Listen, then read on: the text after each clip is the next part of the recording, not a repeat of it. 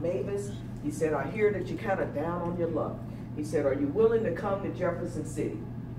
And I said, yes, sir. And he said, okay, if you come to Jefferson City, you will be my assistant attorney general in charge of Medicaid fraud. And so that's what I did. So I went to Jefferson City, but the little salary was so pitiful. My God, I'm gonna make this. So every week I would drive back. Every weekend I would drive back home, and I would work the night shift, 7 p to 7 a at the hospital in labor and delivery at DePaul. I did that for 3 years. 3 years. Until along came Sandberg Phoenix. They see me at a trial one day, and they approached me while I was in trial for the AG's office, and they say, young lady, we like what you see, would you consider working for us? And so I said, well, I got 2 more trials that are scheduled. I can't talk to anybody, until I finish those 2 trials. So I finished those 2 trials. I came and I interviewed at Sandberg Phoenix, and I got what I called my dream job, and it was triple the salary that I was making. And I said, oh my goodness, to God be the glory. And also it was in St. Louis. So I came back home, I started working there. But wouldn't you know it, tort reform came along, because I was representing nursing homes. And so representing nursing homes, tort reform came along, and really the nursing homes were like, hey, we don't have any money to pay you if you sue us. Here's the keys to the nursing home. And so when that kind of dried up, I just said, oh, hey, I know how to make my own way. And so I got out and I started making my own way again. But this time it was much better, so I did a lot of consulting for municipalities, and then fast forward, I got another call. Now now Nixon is the governor, and so I got another call, and he said, hey, I have a judicial appointment available. It's an administrative law judge, but it's working in employment compensation. And so what that was is unemployment appeals is basically if you were denied unemployment, you would come before us, the tribunal. And so I became an administrative law judge, and I did that for right at 3 months. And then my Uncle Jimmy, he was the last one living in our family, he had a massive stroke.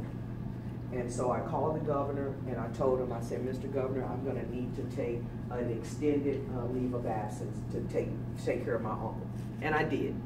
And so I took the extended leave of absence. It took me right at 13 months to get my uncle back to being able to walk and kind of talk where you can understand, what he was saying, and get him into an adult daycare.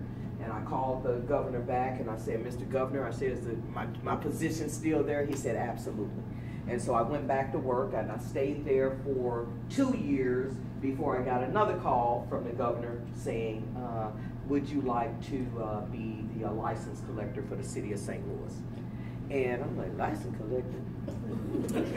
I'm a judge. What are you talking about, license collector? So I just basically said, well, no, Mr. Governor, let me think about that one, let me look into it. But really, I wanted to make sure that I wasn't just making decisions on my own without consultation. And so I went into some serious prayer and prayed on it. And I said, what is your calling? Your calling is service to the people. What did you start out doing? You started out by serving the people. And so basically that's how I got here. And I accepted it, and so the governor appointed me in October of 2013. A lot of people weren't happy about it because I kind of came out of the woodwork.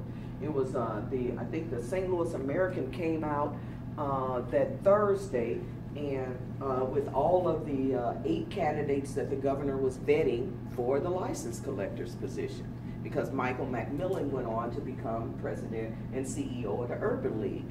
And so the American came out and it said these candidates, and so I looked at the 3 or 4 candidates, the people that I knew, and I said, oh, I'm going to support her.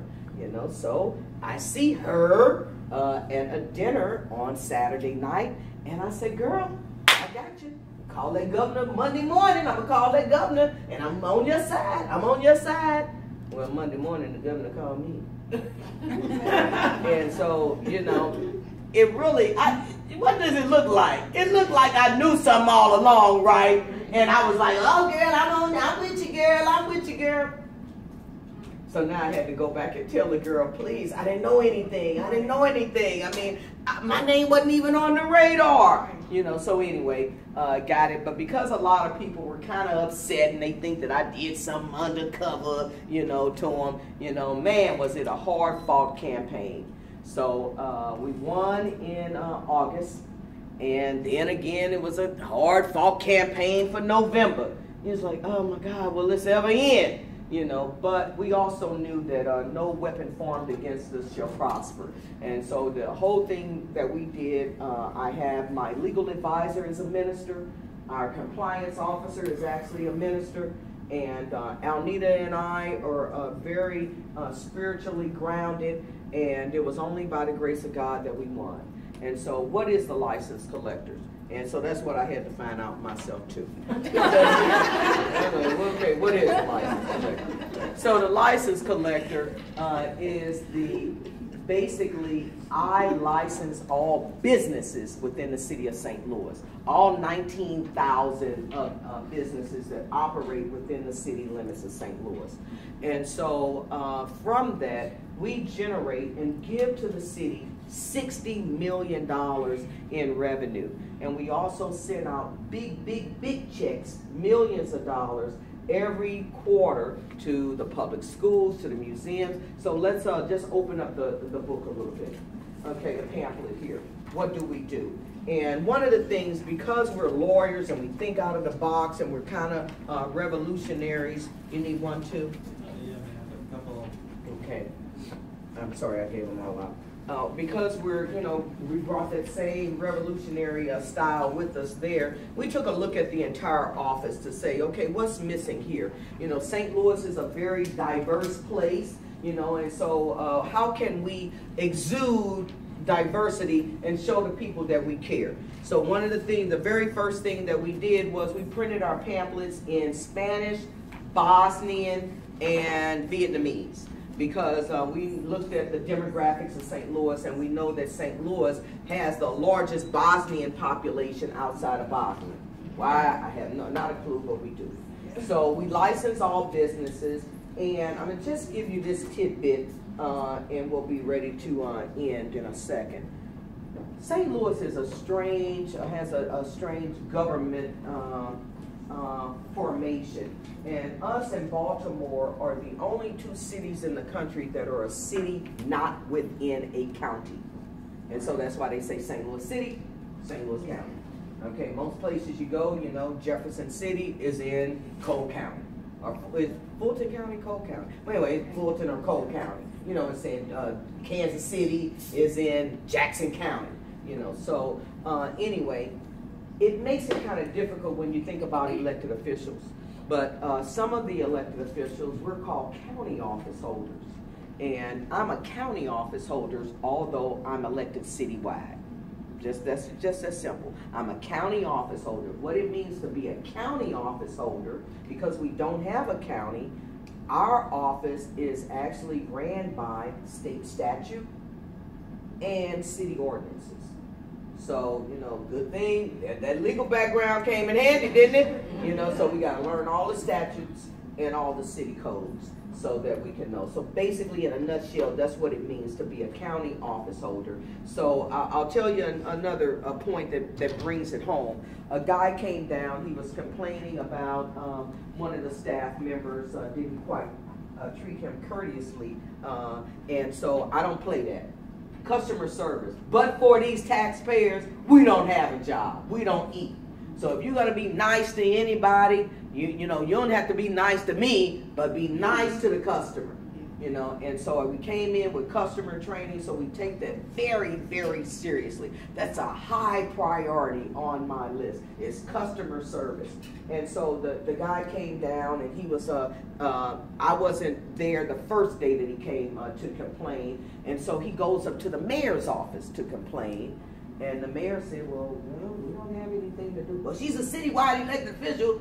Well, no, but sir, it's not the hierarchy like that. You know, we don't have anything to do. She's an independent office. We don't have anything to do with her office. Go back and talk to them. So when the guy came down, you know, he said, well, I went up to the mayor's office and I complained about y'all. And so I said, well, sir, I said, the mayor's not my boss. You are.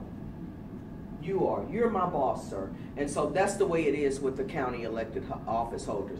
I don't have to answer to anyone except the constituents. So you guys are my boss. You know, you have any problems with the license collector's office, you come to me.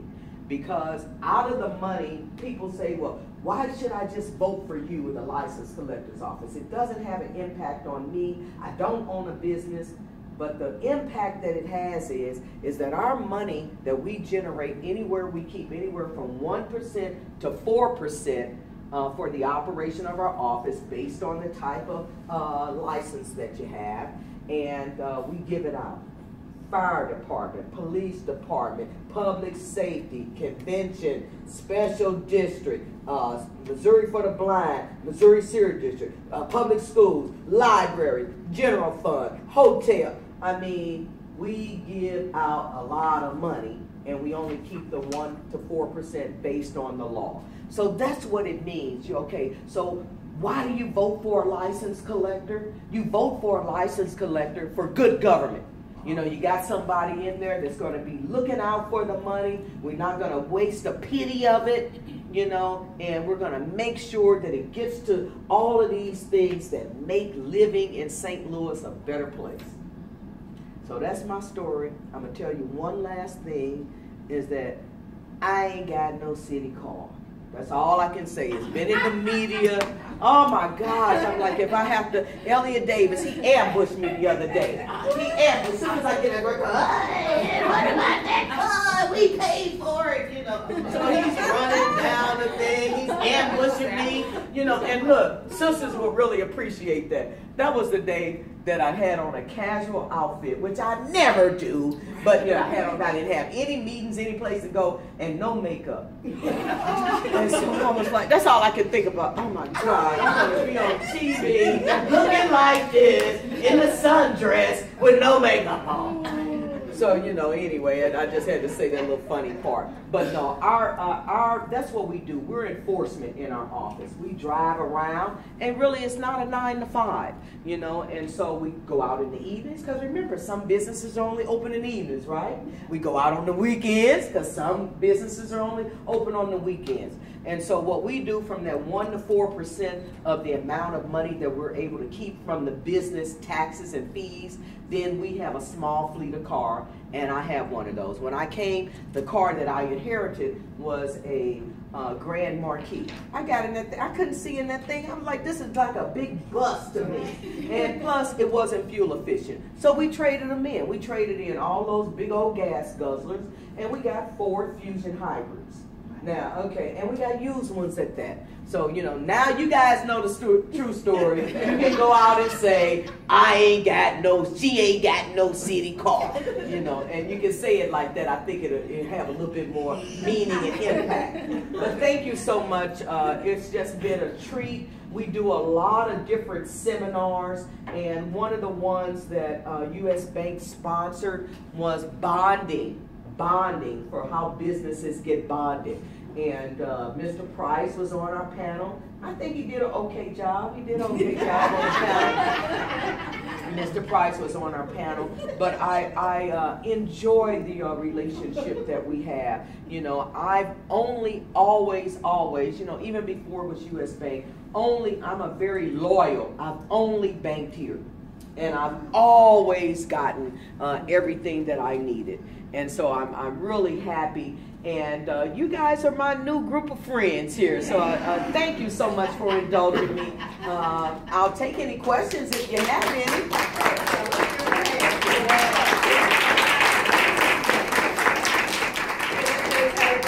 All right, questions? Any questions at all?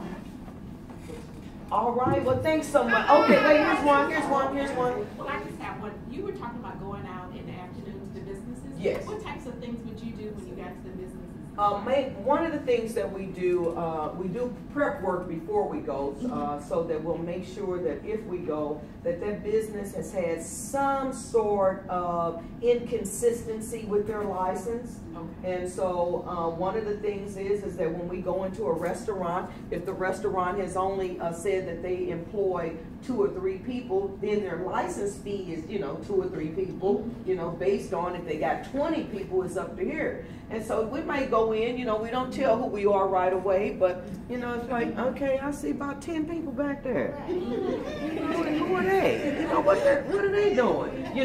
That sort of thing. So, we monitor, and then also sometimes we just gang buzz on up in there and say, let us see your license. We turn the license collectors off. You gotta, it's based on the business, where we are, the whole tactic and everything. And so, and if they are repeated and intentional violators, we have to shut them down. But remember now, that's not my goal. I want to get as much money coming in as I can. So it's not my goal to shut down a business. But us being lawyers, we're the first ones to actually have a comprehensive business closure policy. And one other thing before we were talking about the workshops, we do a lot of workshops. And another one that we did is that the Affordable Care Act and its impact on small businesses. We did one on tax preparation for small businesses. We just finished one with seniors entrepreneurs. And that was actually the biggest seminar that we had. I mean, them seniors came out like, I want to start a business. And I mean, it was so good. I mean, wasn't it? It was like they were everywhere. We were like, we had to bring in 1 chairs and everything. We were like, it was really good. So we do a lot of seminars, and we're planning on doing our next one on MBE, WBE, and DBE. And so that's the minority business enterprises, women business enterprises, and disadvantaged business enterprises, which tend to affect all of those groups that I said. Yes, ma'am. I was just going to ask how you determine that the business is intentional, Okay, it's the repeat violators. Okay. And so the law basically, it's a legal term, intentional, is that you look for repeated violations. So, after a while, it's like kind of like, okay, well, you should know by now. Now we have told you, you don't do it like that. You have to report, maybe you don't, what is it that you don't understand? Do you not understand the definition of an employee? Because that is not, but I don't say it sarcastically, because we do have to train a lot of these people. So, let us go over the definition of an employee. Well, that's my son. But if your son is on your payroll, your son is an employee. Right. And so, those things, we have to go in. We do a lot of education with businesses. But then we just got some plain old people that are out there that thumb their nose up. Hey, you owe us money. Okay, I pay it. I pay it. Next month, you owe us money. Okay, I pay it. I pay it. And then the next month you're like, look, if you don't pay something on it, you got to pay something on it. Put something on it. Yeah, don't just, the thing is, don't keep telling us you're going to pay it and you don't put something on it. So anyway, that's how we determine if it's intentional or not. I have a question about the state blind fund. Yes. Is that the blind pension? No, ma'am. The state blind fund is the one that basically for all of the, like when you go to a center and you see blind people actually working and doing things, that's to keep them employed. And so that's part of their employment efforts. Yes, ma'am. When you say you have the seminars, where are they held, or are they held in different places? In various places, yeah. We had one hosted right here at US Bank. What room was that we were in? The amphitheater. Yeah, we were in the amphitheater, and we've done some at City Hall, and also just recently we formed a partnership with St. Louis Community College, and so we have a lot of them now out at the college as well. Yes, sir. Where are you going to find out about this? I've got your websites on. Oh, don't go to that website. And the reason why I say it like that is the city has such an archaic infrastructure with technology. And so they just recently, just 2 weeks ago, Bill? I've been with you almost 3 months now, and just 2 weeks ago they had me do the internet course so I could learn how to make changes to the website. So I'm still working on that right now. So there's not a lot of new and updated information on there. Yeah, and because our office is located in City Hall, you know, it will be cost prohibitive for us to go out and get our own server and do all of that. And so we're kind of bound by City Hall, but they're getting better. And so, you know, we're looking at we're continuously updating our website. So don't go to that. We'll get something to you. It'll be out in the paper. We send it out, you know, Post Dispatch will do a PSA, St. Louis American will do a PSA. We'll let you know. And Byron is on our, Mr. Price is on our email chain, and so, you know, we'll get some information to him. You'll find out about it. But the next one is going to be the bomb. WBE, MBE, DBE, it's going to be good. Oh my God, I can't wait, because St. Louis, you know, they just did this whole diversity study, and we're so behind. We're so behind. And so if we can take the lead on that, you know, to get something stirred up, you know, I like to stir up stuff, man. So if we can get something stirred up on that end, we're helping somebody. And that's what it's all about. Thank you. Thanks, everybody. Staff is small. Staff is small. We have 31 people working for us. We got the smallest city. We got the smallest city department with the largest responsibility. You know, outside of the circuit clerk's office trying to solve some murders or something. You know, but we do the best with what we can. You know, our salaries are small because it's still city government, you know, but, you know, I thought that I would miss the judicial salary, but I don't. You know, like I said, you know, when I made the right decision after consultation and I came back, I don't miss it at all. Now, you know, I could, you know, I could still spend it if I had it, you know, but yeah, I don't really miss it. You know, I'm where I'm supposed to be, and it's not about the amount of money that I make. Thanks, everybody. Thank you. You know what?